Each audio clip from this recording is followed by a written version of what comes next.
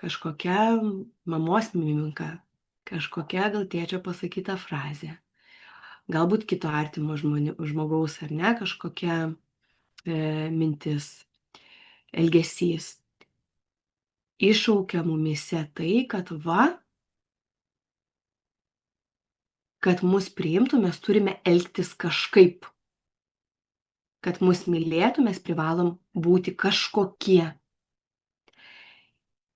Ir pasielgiam ar ne, gaunam priėmimą, tada, vėl pasielgiam, pasitvirtino ir užstringame tame skaičiuje, tame charakteryje.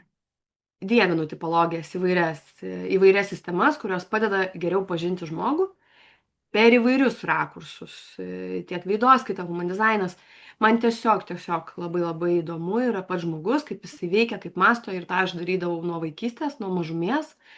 Tiesiog studijuodavau žmogų. Ir tos visos sistemos integruojasi ir pasirinkau paskaitą enegrama pas Redą. Nuėjau ir viskas. Ir man to buvo pakako. Ta prasme, man 1,5 valandos paskaitos pakako, kad aš tiek įnerčiau, kad dabar tai yra mano gyvenimo būdas. Ir aš žiūriu filmą ir galvoju, koks tai enegramos tipas. Aš stoviu parduotuviai, kasininkė, galvoju, geras, gryna vienetė, tarkim, ne? Ir va tai važiuoja. Ir netgi mūsų šeimoje yra, mes kalbam skaičiais. ir su dukrom, net mano mažiukė jau žino, o tai ko, mama čia, o tai čia 6, jau irgi, tai labai fainai, žinai. Kas ta enegrama? Mes matom ženklą enegramos, tai yra ratas. Matot mano pelytę? Ar ne? Matot? Ratas ir 9 charakteriai. Tai savęs pažinimo, kitų žmonių priėmimo bei pasaulio suvokimo modelis.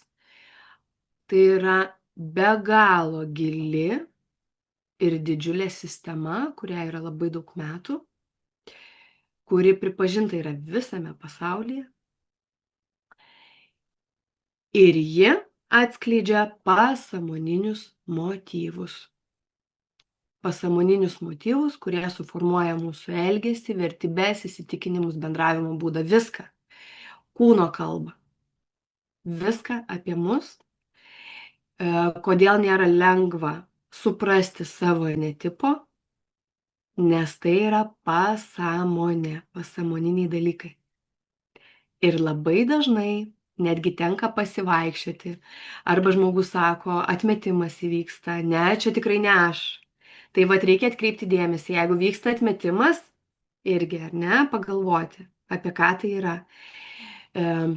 Kiekvienas enegramos specialistas žino, kad privalo leisti pačiam žmogui nusistatyti savo enegramos tipą. Dėl to, kad tai gali prilygti operacijai.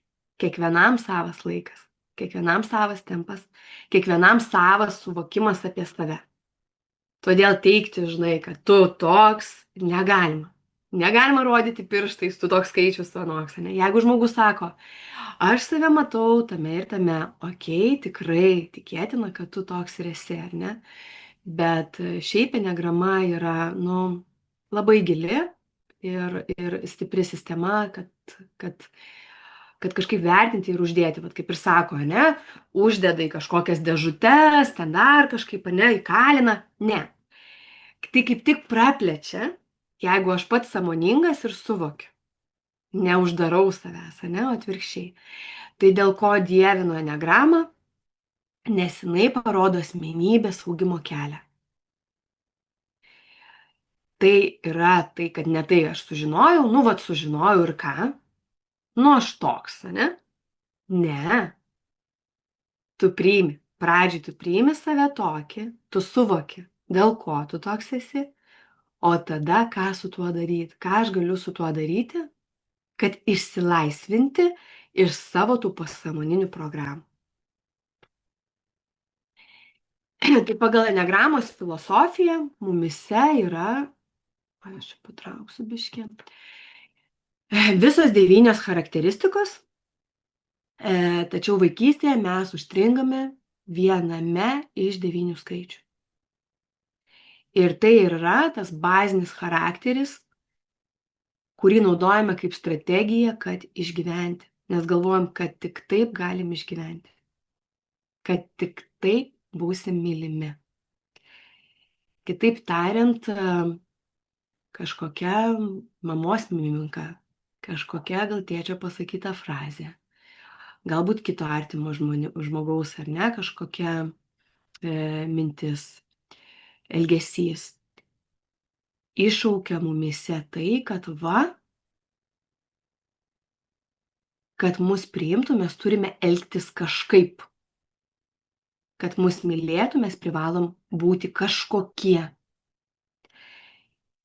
Ir pasielgiam ar ne, gaunam priėmimą, tada, vėl pasielgiam, pasitvirtino ir užstringame tame skaičiuje, tame charakteryje. Ir važiuojam per gyvenimą. Kiekvienas tipas turi savo stipriąją pusę. Ir mūsų tikslas yra pasinaudoti savo stipriąją pusę, kuri yra kaip resursas duotas iš prigimties. Tai yra mūsų unikalumas, kurį mes ir turim skleisti ir atskleisti ir atverti.